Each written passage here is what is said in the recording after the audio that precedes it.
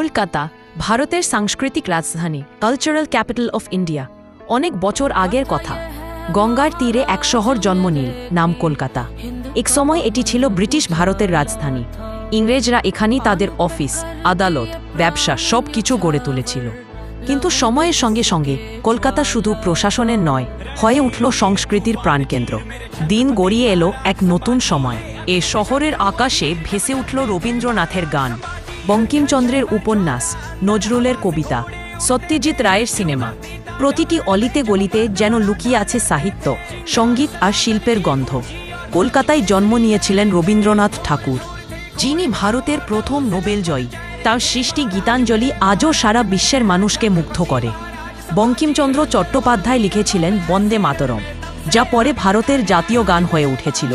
আর সত্যজিৎ রায়, যিনি তার সিনেমার মাধ্যমে ভারতের নাম পৌঁছে দিয়েছিলেন আন্তর্জাতিক পর্দায়।